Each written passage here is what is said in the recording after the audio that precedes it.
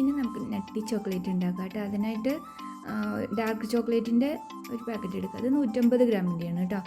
അതെടുക്കുക. പിന്നെ കുറച്ച് നട്ട്സ് എടുക്കുക. നമ്മുടെ കയ്യിലുള്ള എന്ത് നട്ട്സ് ആയാലും കുഴപ്പമില്ല, കുറച്ച് മതി.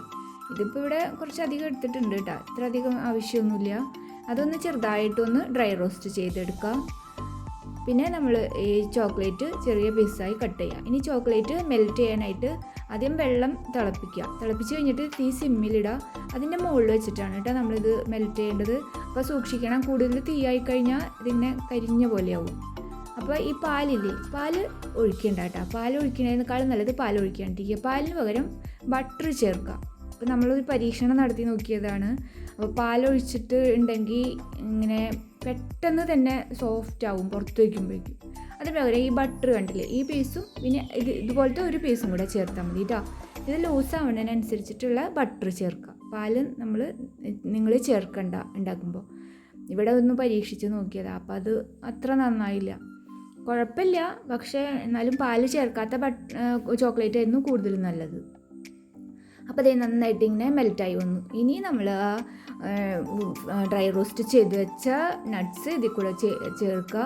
നന്നായിട്ടൊന്ന് മിക്സ് ചെയ്തെടുക്കുക. അപ്പോൾ നട്ട്സ് ഇത്ര അധികം ആവശ്യമില്ല കേട്ടോ, ഇവിടെ കുറച്ച് അധികം ഉണ്ടായിരുന്നത് അതൊക്കെ എടുത്തതാണ്.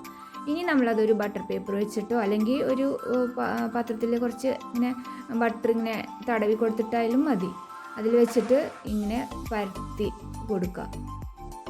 അപ്പോൾ ഈ ബട്ടർ പേപ്പർ വയ്ക്കുമ്പോൾ എന്താണെന്ന് വെച്ചാൽ ഒരു സൈഡിൽ ഇങ്ങനെ പരത്തി കഴിഞ്ഞാൽ മറ്റേ സൈഡ് വെച്ചിട്ട് നമുക്കിങ്ങനെ പ്രസ് ചെയ്തിട്ട് നമ്മൾ കപ്പലണ്ടി മിഠായിയൊക്കെ ചെയ്യണ പോലെ ഇങ്ങനെ ലെവൽ ചെയ്തിട്ട് ആക്കാൻ പറ്റും. അതിനാണ് ഇങ്ങനെ ചെയ്തത് കേട്ടോ ബട്ടർ പേപ്പർ. അപ്പോൾ എങ്ങനെ വേണമെങ്കിലും നമ്മൾ ഇഷ്ടമുള്ള പോലെ ഇങ്ങനെ പരത്തിയെടുക്കാം. അപ്പോൾ കണ്ട എത്ര പണിയുള്ളൂ കേട്ടോ, വേറെ പണിയൊന്നുമില്ല. ഇനി ഇത് ഫ്രിഡ്ജിൽ വയ്ക്കുക. ഫ്രിഡ്ജിൽ വെച്ചിട്ട് ഒരു അരമണിക്കൂറോ 1 മണിക്കൂറോ ഒക്കെ കഴിഞ്ഞ് കഴിയുമ്പോൾ ഇതുപോലെ സെറ്റായി വന്നു. ഇനി നമുക്കിത് മുറിച്ചെടുക്കാം കേട്ടോ.